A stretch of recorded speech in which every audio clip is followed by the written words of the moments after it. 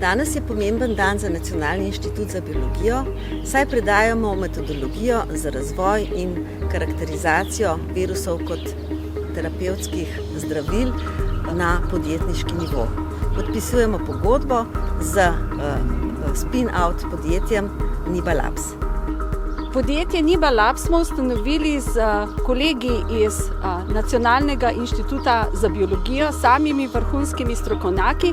Na drugi strani pa vodstvena ekipa v Niba Labsu prihaja iz preverjenih veteranskih kadrov iz farmacevtske industrije.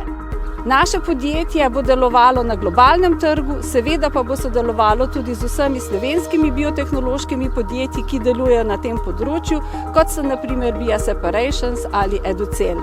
Predvsem nam je v interesu to, da področje genskega zdravljenja predstavlja eno najbolj propulzivnih področij medicine in farmacije in za to področje so predvidene visoke stopnje rasti za prihodnjih 10 let, kajti zdravila, genske in celične terapije obljubljajo ne samo zdravljenje, ampak celo ozdravitev določenih tipov raka in določenih genskih bolezni.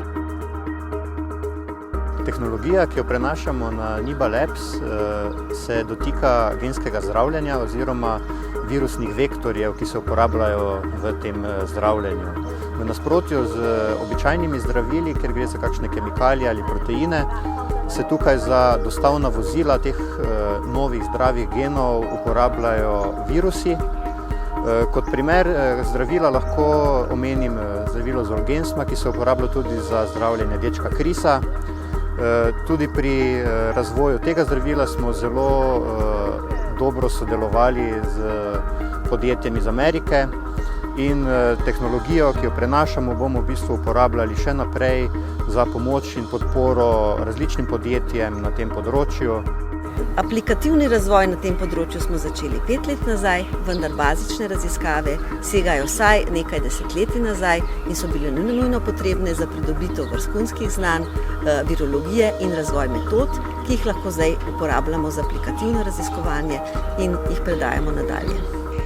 Spin-off Niba Labs, naš oddelek pomeni zelo veliko, je en tak ogromen uspeh, saj mi ga tako vidimo, zato ker kaže, da je naše delo res zelo kvalitetno, v bistvu čist top notch v svetovnem znanju.